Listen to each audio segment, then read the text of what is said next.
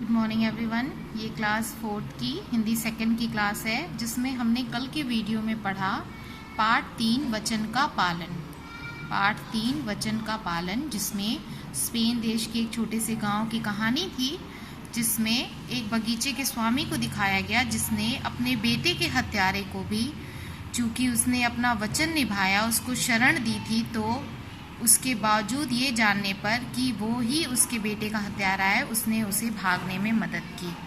तो ऐसे ही लोग क्या कहलाते हैं? सच्चे महापुरुष। आई होप कि आपने इस कहानी को खुद से भी पढ़ा होगा और समझा होगा। अब हम इस पाठ से संबंधित प्रश्नों को देखते हैं और आप इसे हिंदी सेकंड की कॉपी में लिखेंगे। तो सबसे पहले हम देखेंगे वर्ड मीनिंग, शब्दार्थ, शब्दों के अर्थ। जैसा कि आपके सामने है, पहला शब्द है स्वामी, यानी स्वामी का अर्थ हुआ मालिक। गिड़गिड़ाना, दीन भाव से प्रार्थना करना, यानी अपने बारे में अपनी दीनहीनता को प्रकट करते हुए सामने वाले से प्रार्थना करना। दीन भाव से प्रार्थना करना। भय यानी डर। मृत, मरा हुआ। गला घोटना, गला दबाना। शत्रुता, दुश्मनी। अंतिम संस्कार, मृत्यु के बाद की जाने वाली क्रिया। अंतिम संस्कार, मृत्यु के बाद की जाने वाली क्रिया। शरण, आश्रय। शरण यानी आश्रय, यानी किसी की शरण में जाना, किसी के आश्रय में रहना। फूट फूट कर रोना। बिलख बिलख कर रोना। बिलख बिलख कर रोना। व्यर्थ, बेकार। व्यर्थ, बेकार। अब आपके सामने है मौखिक प्रश्न। तो पहला है, स्पेन देश किस महाद्वीप में स्थित है?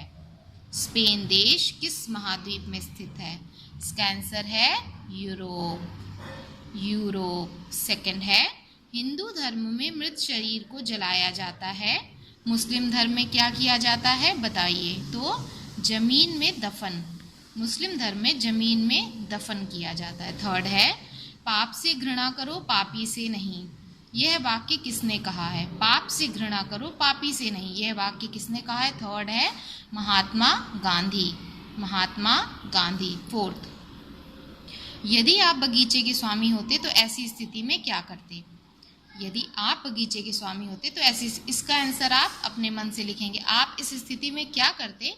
आप अपने मन से जो भी आप करते, या तो आप उसे छोड़ देते, या उसे नहीं छोड़ते, या उससे बदला लेते, तो आप उसे अपने मन से लिखोगे सोचकर। Okay, next second question. ख, वाक्यांशों के लिए एक शब्द लिखिए। अर्थात जब हम अपनी बातों को एक शब्द में कहते हैं तो उसे कहते हैं वाक्यांशों के लिए एक शब्द। क्योंकि वाक्यांशों के लिए एक शब्द का प्रयोग हम क्यों करते हैं? ताकि इससे हमारा वाक्य जो है वो छोटा हो जाए, नहीं तो हमारे वाक्य जो हैं बहुत लंबे होंगे। तो पहला है दया करने वाला। तो दया करने वाला क्या कहलाता है? दयालु। दया करने वाला दयालु। सेकंड, डरने वाला, डरपोक। डरने वाला डरपोक। थर्ड, रक्षा करने वाला। रक्षा करने वाला, तो ये होगा आपका रक्षक। रक्षक। र, छ और क। र, छ और क, रक्षक। नेक्स्ट है शरण देने वाला, यानी जिसने शरण दी हो। आश्रय दाता। आश्रय दाता। तो ये था आपके सामने वाक्यांशों के लिए एक शब्द। दया करने वाला दयालु, डरने वाला डरपोक, रक्षा करने वाला रक्षक और शरण देने वाला आश्रयदाता। नेक्स्ट, निम्न वाक्य किसने कहा, किससे कहा, यानी हु सेड टू हूम, किसने किससे कहा। आपने ये कहानी पढ़ी और सुनी और समझी, तो आप मेरी रक्षा कीजिए। ये किसने कहा था? उस हत्यारे ने जिसने बगीचे के मालिक के पुत्र को मारा था। तो हत्यारे ने स्वामी से, हत्यारे ने स्वामी से। जाओ उस कोठरी में छिपकर बैठ जाओ। तो ये किसने कहा था? स्वामी ने हत्यारे से। जब उसने कहा कि मैं लोगों से डर के, वो लोग मुझे मार डालेंगे, तो उसने बोला कि जाओ उस कोठरी में छिपकर बैठ जाओ, तो स्वामी ने हत्यारे से। थर्ड है हमारे पहुंचने में देर हो गई। जो लोग आए थे बाद में, उन्होंने वो जो स्वामी के पुत्र के शरीर को लेके आए थे वो लोग, तो लोगों ने स्वामी से, लोगों ने स्वामी से। मैंने तुम्हें शरण दी है, मैंने तुम्हें शरण दी है। स्वामी ने हत्यारे से, स्वामी ने हत्यारे से।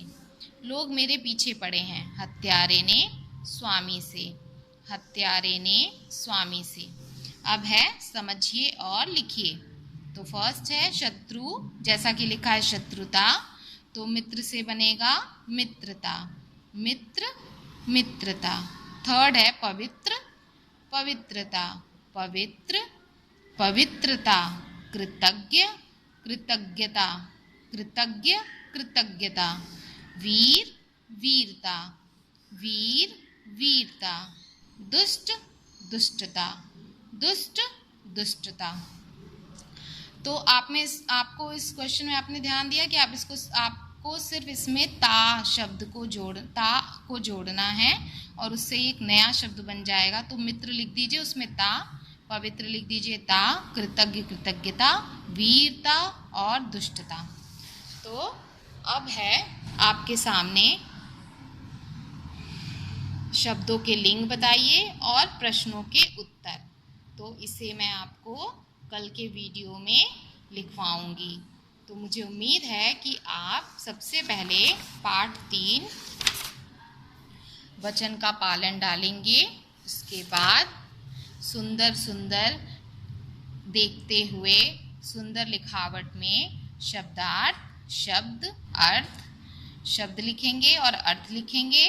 और आपसे मात्रा की मिस्टेक बिल्कुल नहीं होनी चाहिए, क्योंकि ये आपके सामने है जो एकदम स्पष्ट है और क्लियर दिख रहा है।